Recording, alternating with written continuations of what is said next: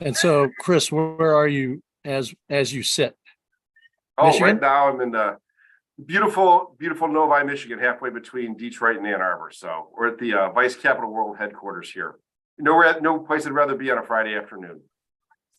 Command Central. Yeah, Another there we weekend go. of Command college Central. football to another Saturday of college football ahead of you tomorrow. Yeah, I'm not lucky enough to be able to make the drive tomorrow down to Indianapolis to see my boys Michigan play for the Big Ten championship. So I'll have to settle for watching from my living room. Well, should be good fun though.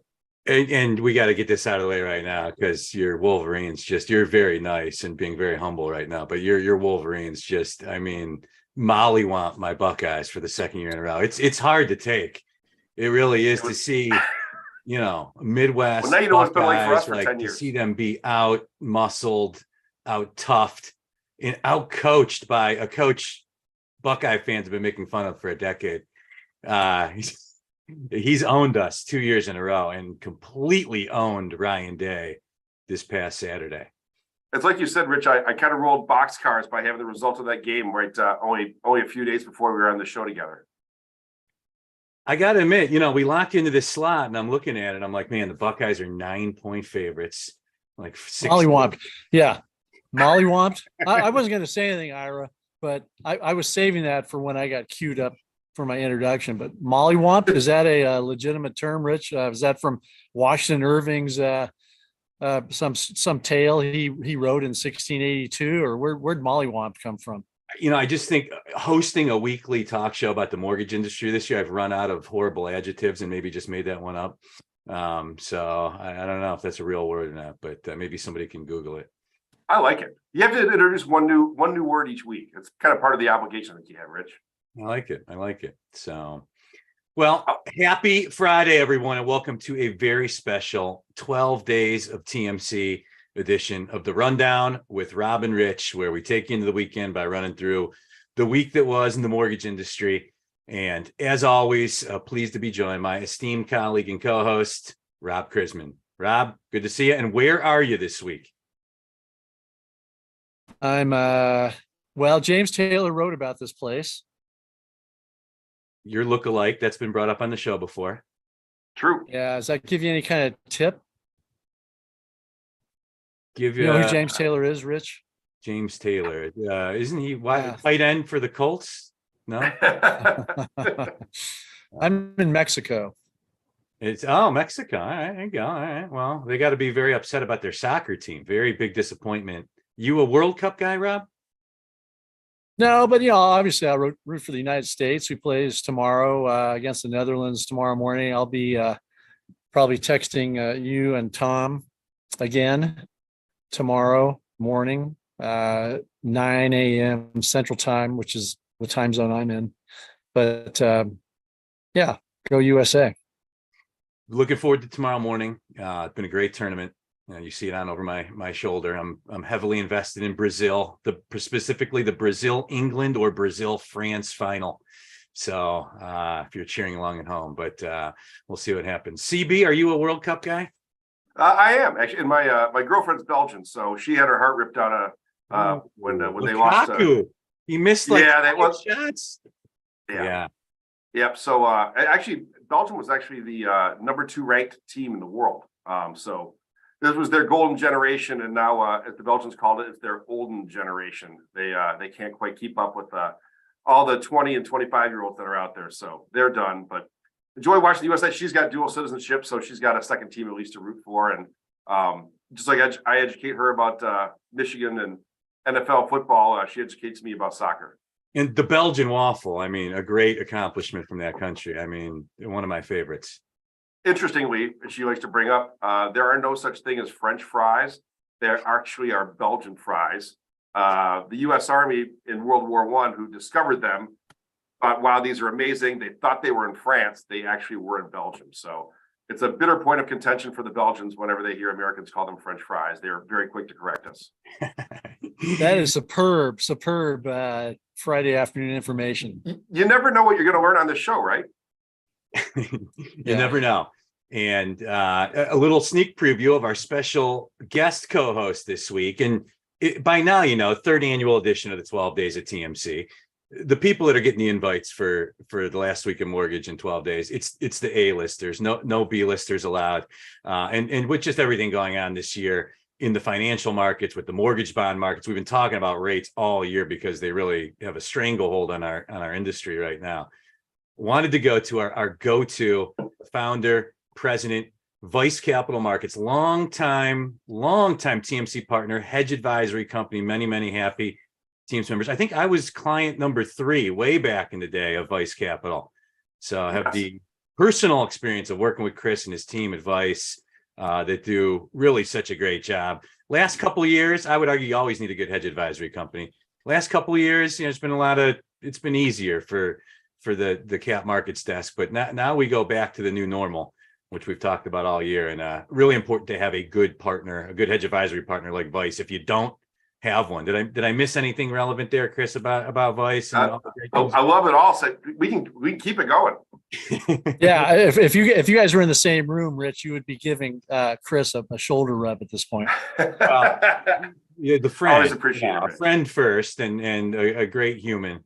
And his company is amazing too. And the reason people like Chris, you're about to find out these next 40 minutes, because does a really good job taking the very complex mortgage bond markets and the rates it translates onto your rate sheets and putting it into pretty easy to understand terms. So looking forward to that discussion as well. And Chris, thanks again for coming on the show this Friday. Yeah, thank you. It's great. I mean, every time I'm on, you've got more and more lender members. You've got a bigger and bigger audience every single time. So it's a lot of fun for me too. It's easy with you two too. Rob, you have a question? I do. So I'm I'm outside. I can't see the questions, the chat. So you guys will have to cover any questions or chat issues that come up. I just wanted to remind you of that. Some of the topics are very pertinent, I would imagine. Excellent. Yeah, and good reminder to our audience who should know by now. Any comments, questions, thoughts, anything, dump it in the chat of the Q&A, and we will incorporate it into the show. Our podcast listeners, join the live broadcast every Friday at 3 p.m. Eastern. Go to mortgagecollaborative.com to join in on that fun and madness. So let's go ahead and get into it, Rob. And man, we had the good CPI number in November. Yesterday we get the Fed's preferred inflation index, the PCE index, which again, better than expected. Everybody bracing for the jobs report this morning, praying for horrific job numbers, which is exactly what I'm cutting right down to it. And we get the opposite, and a real dilemma for the Fed right now, Rob, because what the Federal Reserve and the broader U.S. economy needs is more workers to enter the job pool, less companies hiring from that job pool, and that will in turn, lead to less wage growth, less spending. The dilemma is this: the exact opposite continues to happen. The labor pool in November shrunk again for the third straight month. Once again, hiring way outpaced expectations by 50,000 jobs in November. Inside of that, the average hourly earnings went up way higher than expected. And it's a real conundrum for the Fed right now, who seem hell-bent on only raising 50 here in December, but who knows? Your thoughts on the trials and tribulations this week? The trials and tribulations. Well, I won't bring up, Rich, my usual topic. The full my usual example of why I've never been in. We're heading for a disastrous recession take on the economy. The economy is doing pretty well, and if you look at housing, we're not going up 20% a year, but we're still going up in most markets. The labor market, hard to beat, and inflation has come down a little bit, but not as much as one might think. So I think the old adage, Chris, you've heard this a number of times, don't fight the Fed. Don't fight the Fed. Mm-hmm. The Fed is looking at the same economic data that we are and saying, gosh darn, if this US economy isn't doing pretty good. It's the old saying about, talk, reports of my death are exaggerated. And the U.S. economy is doing pretty well. And so, sure, rates have been coming down this week. Rates have been behaving themselves nicely. 30-year mortgage rates are down nicely, but gosh, the economy continues to do pretty well. And the numbers are the numbers. And Rich, don't forget, we had a back month revision in October payrolls. I think it was up by 20 some odd thousand. So you can throw that onto the number. But I wanted to ask Chris, you have a wide variety of clients across the nation, and they are watching the market gyrations. They are seeing rates go down, rates go up day after day.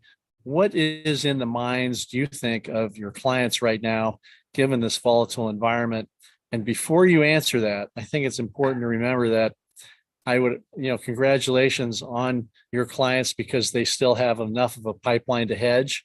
I've spoken to a number of companies who have either been purchased by other companies or have gone to the banker to broker route, and said, what, we don't want all these underwriters, we don't want capital markets, we don't want all this overhead. We're gonna hunker down here and just become mortgage brokers for a while. So obviously your clients haven't taken that approach. But what's on the mind of your clients right now, given the rate environment and given some of the other things that are going on out there? Yeah, I think, Rob, from our perspective, it varies tremendously. We have some folks we work with that, they might be banks. And so while their overall volume is down, maybe say 50% from what it was a year ago,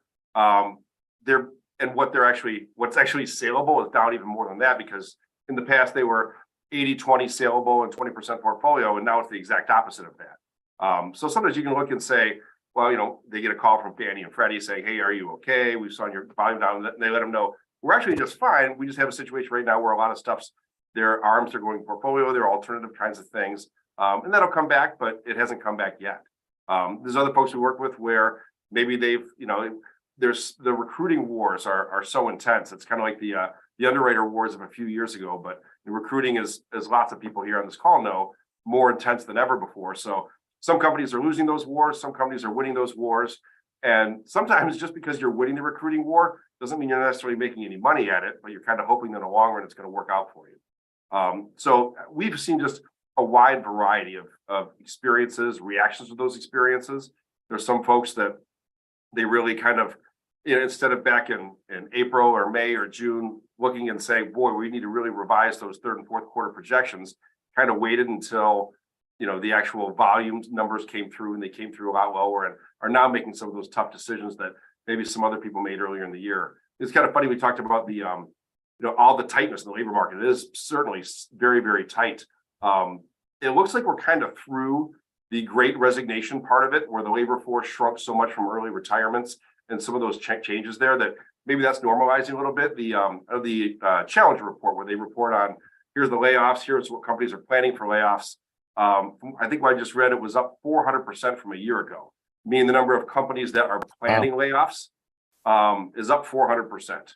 I'm guessing most all of that is in the mortgage business. I'm not sure, but that's what Challenger is reporting. And a lot of that probably comes from a case where a year ago, no one had any plans. Was that? Not Matt Ishbia. Yeah. I think a lot of that comes from a place of things being so unbelievably tight a year ago that no one was planning any layoffs at all. So it's kind of only one direction you can go. If you're planning on going from, 10 layoffs to 40, that's a 400% increase. So sometimes those can be a little bit deceptive. What do you guys see? Rob and Rich, both from all the folks that you work with and talk to, in terms of, are you seeing just as big of a variety of experiences lenders are having in this last 6 months or 7 months, or anything that's kind of more of a common theme between everybody? I'll let Rich answer second. I'll take a stab at it. I continue to see companies almost uniformly hunkering down. They are, they're dealing with the hangover of 2020 from 2020 and 2021, whether you're a vendor or a lender, and there is selective hiring going on. Everybody always wants originators, but I keep writing about it. My lead paragraph today kind of summed things up, that companies are out there and managers are out there either furloughing employees or laying them off entirely, or certainly cutting salaries. That's going on almost everywhere. And so any companies or I should say any lenders or vendors who are not laying people off and not cutting salaries, I'd say are definitely unique in this, at least from my perspective. You have CEOs and owners who are saying, all right, how much cash do we want to burn through before we do something drastic? And, the environment isn't good. And we've seen, like I said earlier, we've seen rates drop down a little bit, which is a nice glimmer. But if you look at the mortgage applications that the MBA reports on, I think it's only gone up once or twice in the last 2 or 3 months. And so the trend is not exactly the industry's friend. And I continue to remind people that, the industry is going to do $1.5 trillion or $2 trillion or whatever in 2023, and somebody's got to do that business. But it is a very tough environment, and the smart folks are just trying to keep ahead of the expenses getting carried away versus the loans coming in. I don't know, Rich, what are you seeing out there? From the TMC perspective, I do think it is different, depositories and non-depositories. I think that the way depositories are looking at the world right now is, like Chris kind of said, it's almost like the flip side, like most of them have reached portfolio capacity. They're just able to do ARMs at rates that both make sense for the bank or the credit union and the borrower as such. And with no secondary market for that stuff, they're getting all the requests and the coffers are kind of full. But depositories, it's, when you have a cycle like this, they kind of shift resources to other parts of the bank, commercial lending or, retail or trust or things like that. So, and then the IMB side, to me, I've said this before, it's like, who owns the company? What's their capital position and what's their perspective on the opportunity in the mortgage industry the next 3 to 5 years. Like that will tell you everything you need to know about any IMB right now in America, from my perspective. I think generally though, it's just a weird time in the market because you've got lenders that are all types that are still really focused, obviously, on streamlining costs and those that are hell-bent on, seeing things through to the other side. What does your company look like 2 or 3 years from now? Part of that is your tech platform. And then, the ongoing kind of uncertainty over the Black Knight Ellie thing. It's just got a lot of people kind of, assessing their chess moves right now, from my perspective. You just think that with the, obviously huge inversion of the yield curve. I mean, you think about we're on our way to a Fed funds rate of 5%. We've got a 10-year yield at 3.5. That's the biggest inversion I ever, recall seeing. Can we get to a point where, we're talking about origination volume here. There's a lot of folks that in the second quarter of this year, we're looking and saying, hey, all right, we're not writing loans in the 2s and 3s anymore, but we've got trillions of dollars of home equity that's been built up, willing to be tapped, and rates are still good, and started really kind of ramping up on cash out refis that rates in the 4s, maybe in the 5s, that makes sense. And then with a sudden surge in interest rates in mortgage land, suddenly now no one's interested in doing that. Banks, because Fed funds had still been low, 1%, 2%. Now home equity loans, HELOCs are attractive. And now do we get to the point where if your average home equity loan is, say, based on prime's 3% over the Fed funds rate. So Fed funds within really 90 days are going to be at 5%, prime's 8%. Now with the big, I think you can call it a pretty big drop in mortgage rates. We got really about a full 1% drop in just over a month. Do we have an opportunity for people who are big fans of originating loans, which most all of us on this program are? Do we have a case where we can actually get some cash out refinance business back that starts to make sense for people, where that didn't make sense at all, say 30 and 60 days ago? I mean, how close are we, I guess, to that threshold, do you guys think? I think what? Oh, go ahead, Rob. No, I was just to say, what's a poor independent mortgage bank going to do? They may not have a great HELOC program or a great second program, so they're out there scrambling.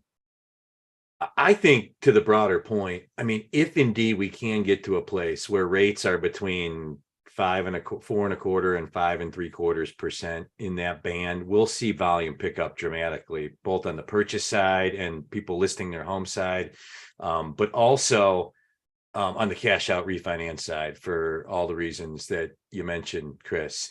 The question is, though, what is the path there? And that's one of the things I want to get inside your head about. I'm not asking you to predict rates, although if you want to make some headline producing rate predictions, we encourage I'll leave that. that to the people that are smarter than me. This is the most consumed weekly show focused on the mortgage industry that is broadcast on Friday afternoon. So we do have some weight here. If you do want to make headlines, just, throwing it out there. But what I really want to focus on is what is the path to normalcy? So if you're just, like we have a lot of people on the call right now, they run a small IMB, they're an underwriter, they're a loan originator at a bank or a credit union or IMB. They want to just get back to a more healthy mortgage climate. The path there starts and ends with rates.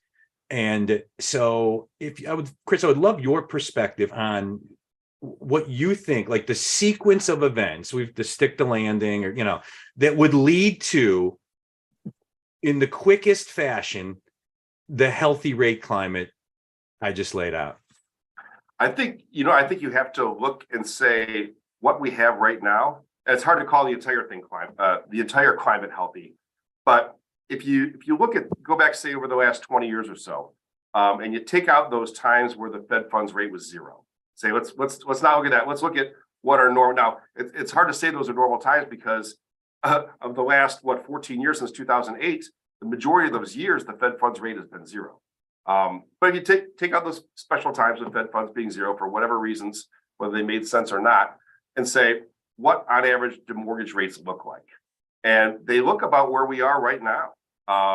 Fannie fives are at par. We're writing loans that are in the high fives and low sixes. If you take a look at most of the times, I think really in the last 20 years, most of the time we're writing loans that start with a 4 and a 5. Sometimes we're writing loans that start with a 6. So we had a very special time during 2020 and 2021. We had some other special times right after the global financial crisis. But by and large, I think these are normal times. And I think even though it has been bloody as freaking hell to get here. You look at I was reading some things that it kind of felt like every time I go to a conference or give a talk on something, as the year progressed, it was like, hey, this is the sharpest move since 94. It's the sharpest move since 82. It's the sharpest move since 1930, whatever. Unprecedented times. Yeah, exactly. We finally got to the point now where they had some people do a bunch of research and said, hey, this move if you make an equivalent of 10-year U.S. Treasury in the course of a year, this is the strongest move we've had since 1788, which is actually a year before the U.S. Treasury was even founded, where we lost the equivalent of 25 points in the 10-year, even though there was no 10-year at the time. So it's been extremely violent, extremely brutal. If you look back 1 year ago either this week or last week, around Thanksgiving, 1 year ago, the market expectation for interest rates in 2022 was that there would be 2 quarter-point Fed hikes for the mid and late part of 2022. 1 year ago today, that was what the market's opinion was. So look at what an incredible just punch in the face over and over again bloodbath it's been. And now we've got the case where it's hard to say, hey, you declare a bear market over because who knows what the heck's going to happen next year, just like who knew that this year was going to happen. But this qualifies as a bloody enough bear market, in my opinion. If you go back to 1994, which is a very similar type cadence, a series of extremely aggressive moves by the Fed that lasted all year, that the nasty part of that bear market was March to November of 1994. There's nothing magical about those months, but we've had the same kind of move. The nasty part started in March of 2022, and it may very well have ended here in November with a snapback from a 4.35 type 10-year yield to where we are today. The good things about that, I think, for originators is every time the bond market would just get creamed every month, we're trying to originate loans at rates that haven't existed in 10 years. So it's really hard to find good markets for that. Now we've had a case where we're spending a month, we're spending a couple of months, or maybe we're spending a third month in this kind of broader area of writing loans that start with a 5 and start with a 6, maybe start with a 7. And that helps mature a market for that debt. And it helps us to be able to price better, to create a little bit more stability. And it's hard to say that, hey, we've reached the promised land, but I think there's a good chance that we've reached the promised land. Now, this doesn't probably sound like promised land. Chris, this is terrible. And it's not going to make any headlines. Yeah. That's not going to make any headlines. I was hoping you would do 2.99 by Feb 1. Oh, that's your headline? Yeah. No? I like it. You could be like Mattress Mac if it happens, you'll give away Vice Capital a free year of service. You got to sign up in Mhm. advance. Anybody doesn't know Mattress Mac, the gambler in Houston that gives away. That's right. Sure, yeah, Google it. It's a ridiculous story, but sorry to. But that Not was at all. So go ahead and I finish, yeah. think we're here. I think we're at the new normal now. And I think that's probably a good thing for everybody. I don't see anything that suddenly makes interest rates drop from here. The Fed's kind of come out and said, we don't care if there's a recession, if there is one even. We don't care. We're taking rates to where we're going to take them, but we're going to sit there because we have to maintain 40 years of Fed credibility fighting inflation. So what about though, Chris, the spread between the 10-year and the 30-year fixed rate still wide? That would cause some to argue you have fear priced into the market, and that realistically 30-year fixed rates, if not for I don't want to catch the falling knife, I don't want to be wrong, fear selling rates should be about 1% lower. Any credence to that line of thought? I think that we've already, especially if you said this, I think 6 weeks ago, I'd say 1,000%. Yeah. I think we've made back a lot of it.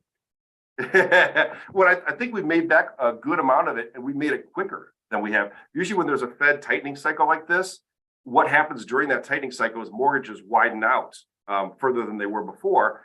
And it usually takes until the cycle is ending or ended before those mortgage to treasury spreads tighten back in. And this cycle here, we blew those spreads out more than we have in any of the other cycles. And for just what you'd said, no one wants to catch a falling knife. Anyone who's bought a mortgage-backed security, a pension fund, retirement fund, all the people that love these things, or used to love these things, everything they bought's underwater. So the easiest thing to do is just be like, I don't know what to do. We're going to hold on. We're going to sit tight. And it takes a big momentous event. And I think you can't read too much into a single data point. You can't. But the October CPI figure that came out in November I think that's a flashpoint. CPI could be bearish again the next 2 months. Who knows? But it was something that actually got all those people that have been waiting to pull the trigger and create some stability in the market. And there was a big contraction in that spread from crazy wide levels, but at least some contraction that occurred at that time where people were, you had a case, you could get a government guaranteed Ginnie Mae 6 coupon security at par. So you could get a government guaranteed 6% interest rate.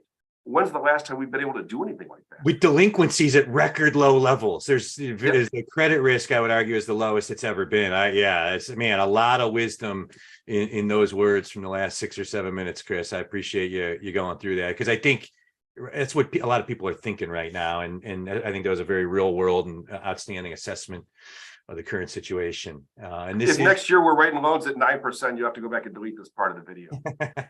Well, listen, if we just pulled up any show from a year ago, it would be equally as versus 9%. So, but this is a special 12 days of TMC edition of the Rundown with Rob and Rich. I'm Rich Swerbinsky, as always, joined by Rob Krisman. This week, pleased to be joined by president and founder of Vice Capital Markets, good friend of the network and the show, Chris Bennett. And Rob and Chris, I got to get the 2 big news stories of the week: the conforming loan limits obviously going up, and these credit cost increases that is crazy. Came out of nowhere. FICO, Rob, you have your hand up. Any questions or comments that need to be addressed, Rich? And I know we've been listening to Chris, but anything come up that we need to talk about? No. Nothing of note, just general commentary. No. Something about Chris's clock. Yeah. I do appreciate the comment on my clock. Yeah. I'm a big clock fan. So, Rob, the conforming loan limits, the credit cost increases, as the Lord Varus of the mortgage industry, what are your network of spies telling you? So right now, credit costs are going to go up 2023. It's kind of like they're impacting everybody. But that said, they are being divided into tiers, not TEARS, although that's happening, but also TIERS. And so that's causing a fair amount of concern. If you go back to the quote old days, many, many years ago, when G fees used to be based on company, and Countrywide used to have a better guarantee fee than WAMU, who used to have a better guarantee fee than Chris and Rich's mortgage. and that tended to, impact the competition. Now the G fees, for example, are all out there the same with these cost increases, but they are based on tiers of the companies.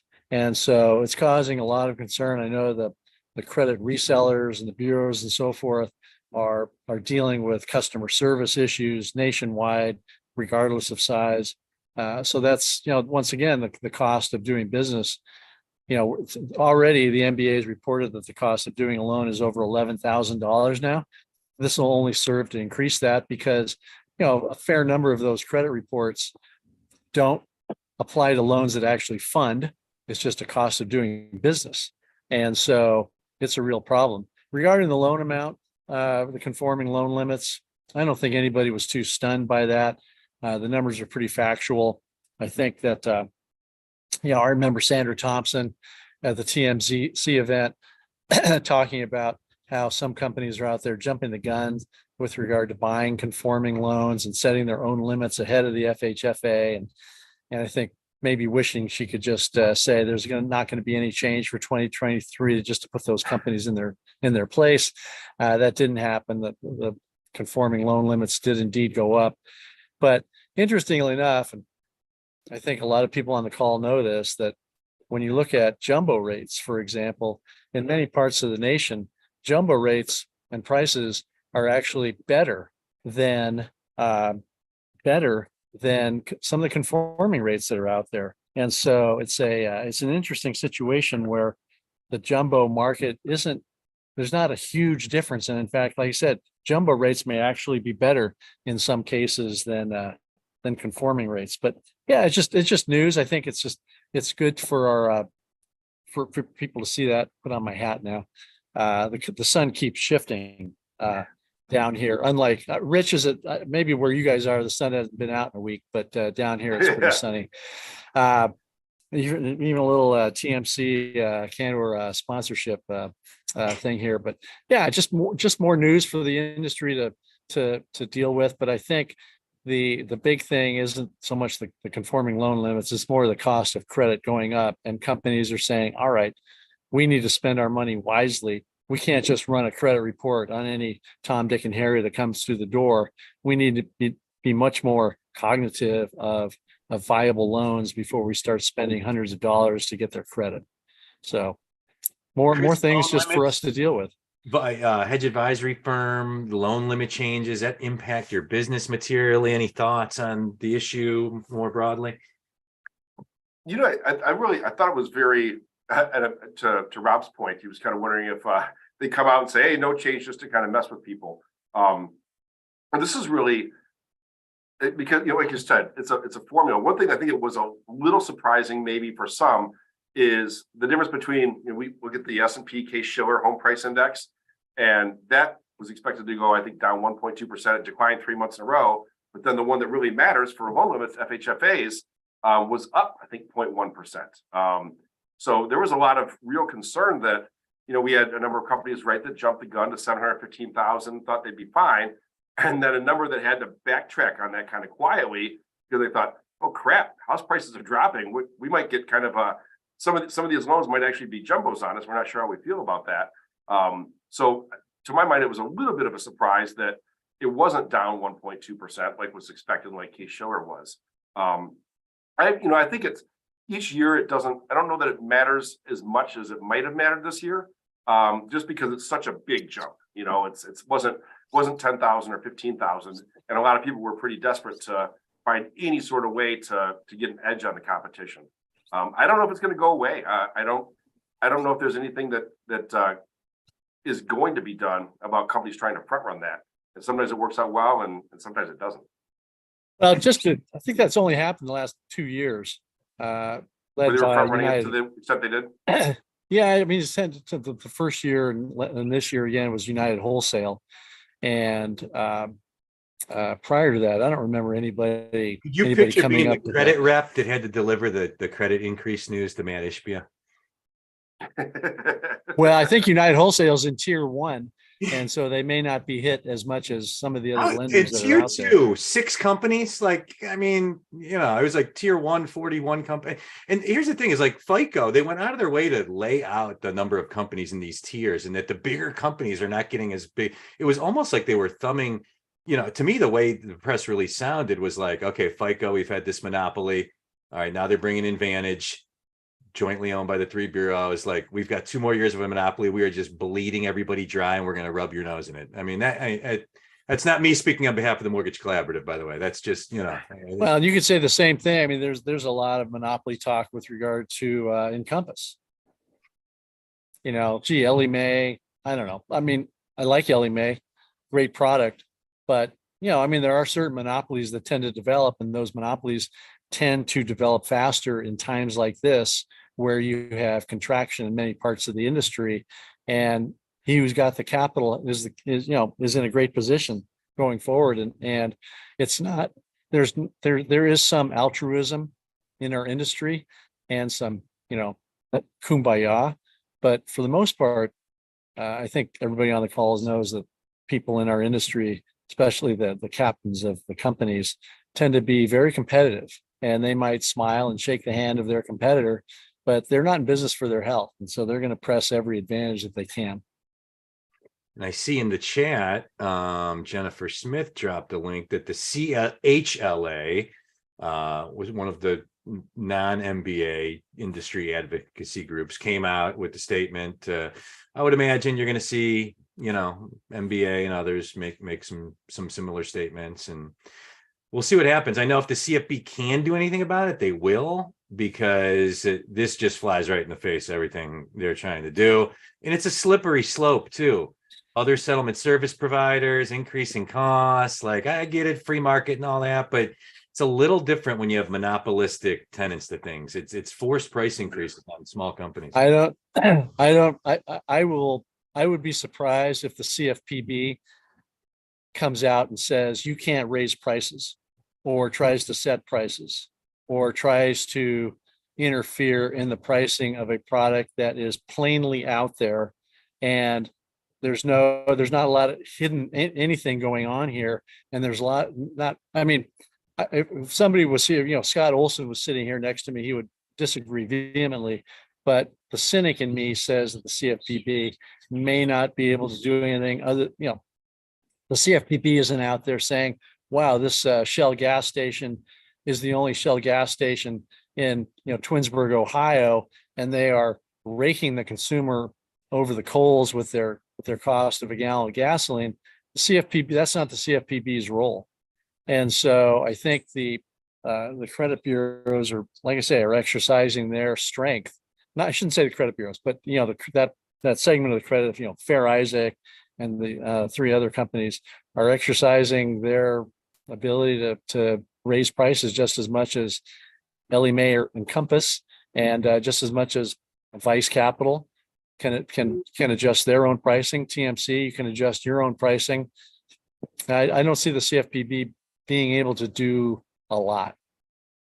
We'll see. It's a $500-$600 tax on all borrowers that want to buy a home in America. I think they would. Yeah. Why not, how about now you got me all fired up here, Rich. What about the 10 basis point guarantee fee hit that we as an industry took many years ago in order to extend some tax, some transportation tax, something or other? People don't even remember that, and it still sits there.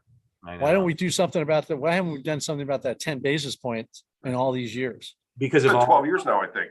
Timing and optics. And right now, the CFPB has both in their favor. That would be my argument on the difference. But you're right. I mean, they're taketh from one hand and giveth with another. But yeah, or taketh with both hands, maybe is the better analogy. But we'll see what happens. Chris, anything from your client base on just the FICO cost increase issues, or any of these kind of issues we've been discussing here?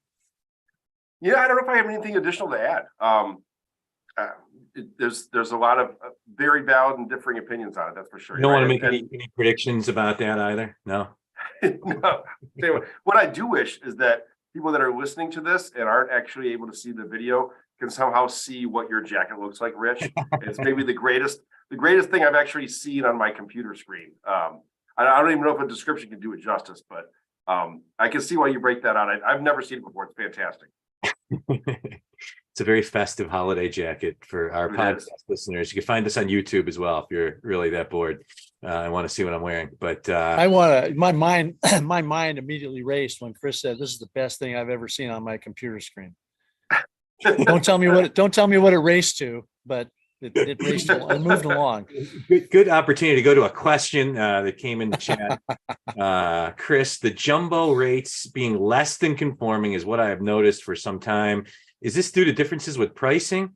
The conventional loans above 250,000 seem to be paying incentives being given for lower loan amounts and waiver of FICO adjustments. Any truth to this? Can I jump while you collect your thoughts? Can I jump in really quick? Yeah. I mean, jumbo loans don't have a 56 point or 52 basis point guarantee fee hit right off the bat. That's what 0.15 in rate. Yeah, go figure. I mean, 50 basis point. I mean, that's is rate.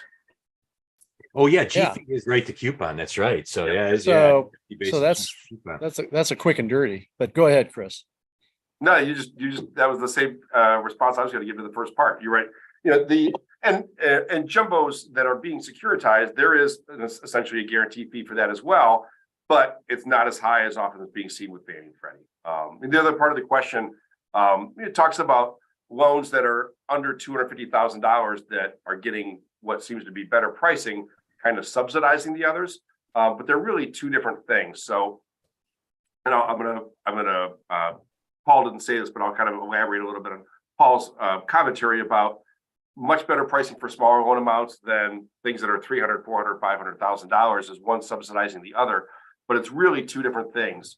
One is what the buyer of the security is willing to pay for something, which depends a lot on prepayment speeds. You have a $100,000 loan and rates drop, you're not worried about them refinancing and you paying 102 or 103 or 104 for nothing. Where on a $500,000 loan, it doesn't take much of a drop in rates where they're going to go get a new deal and you'll have paid a nice premium for something that's gone.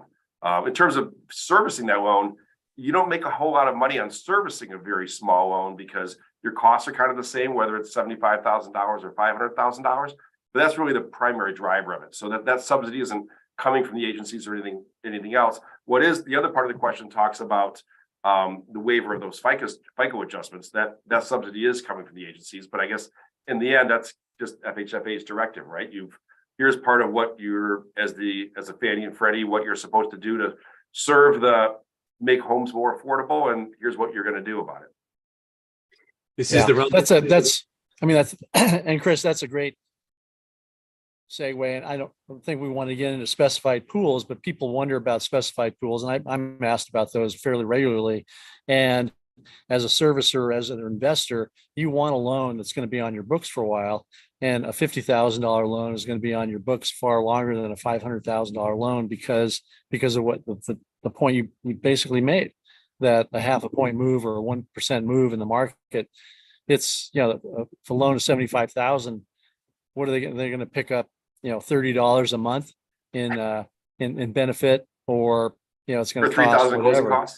It's not going to make a lot of sense. So the one thing along that line for smaller loan amounts, I know that FHFA is looking hard at is just the low loan amount, the fee, the high cost lending triggers. Like, so if you want to do a $40,000 loan, you basically can't even charge the lender fees. You need to be whole on the cost to cover those internal lender fees, the process, underwrite, doc prep it, because they cap the fee. And I do know that FHFA, because they've heard that feedback from our members and others, that's something they're looking at. That I thought that was a really good sign, because that's something that makes a lot of sense and has been prohibitive in a lot of cases for lenders, for doing smaller loan amount loans. So this is the Rundown with Rob and Rich. This week, joined by the president and founder of Vice Capital Markets, hedge advisory firm out of Michigan, and happy to be joined by their president, Chris Bennett.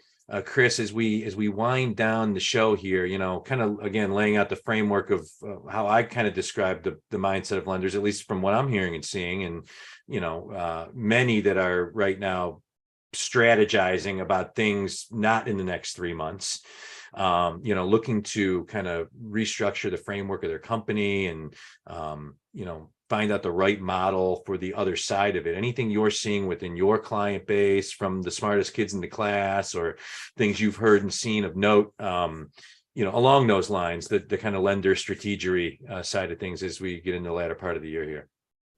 Yeah, I think, I will tell you what we've seen too is the biggest difference between companies that are making a profit in this environment and companies that really struggle. This happens in a lot of different environments, but this one as well, is how good of a job do you do of being the sheriff of your organization, of being the sheriff of your P&L?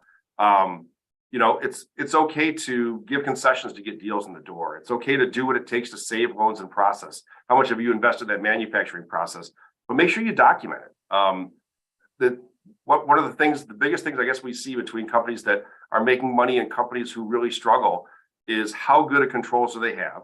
And they're willing to bend those. They're willing to be flexible, but they document it. So at the end of the month, you say, these are the concessions we made. Here's who they were made for. Here's what it quote unquote cost. And here's the revenue we got because of what we did. So now all senior management can take a look and say, okay, yep, that made sense. That was a good business decision. Or boy, I don't know if this loan officer actually makes any money for us at all. We might need to make some changes there. So to my mind, I think those are kind of, when things are slow, is a good chance to kind of reinvent yourselves and take a look and say, instead of just, well, this is how we do things, take a look and say, forget how we do things. How should we do things? And getting some controls in place that maybe weren't there before because, for a year and a half, we were all, as they like to say, drinking out of a fire hose. It's a new time. It's a time to reset. And there are a lot of things that part of that cost to originate a mortgage has to do with the denominator shrinking because there's less loans and fixed overhead. What kind of things can you do to sort of reset how those things work to keep better control over things? That's anyway what I see from my perspective. Sage advice. And Rob, I see you smiling. I know the tight controls and documenting exceptions, that's been a hot button of yours for many years with your secondary market background. I'm smiling because in the background, Rich, Brazil is losing. Oh, are they really? That's why you were smiling. I was trying to. I'm just making that up. I can't. All right. No, I don't know. I wish you the best. I mean, hopefully one Friday, I dial into the show and Amy says, Rich will no longer be with us, Rob. It's you and me because Rich, struck the lotto or like hit on Brazil, winning the World Cup, and now is retired and is now, and he's buying Chris Bennett's place in the Virgin Islands. So he's left TMC. I'll give you good friend luck prices, on your Rich. Friend prices. Good luck on your betting.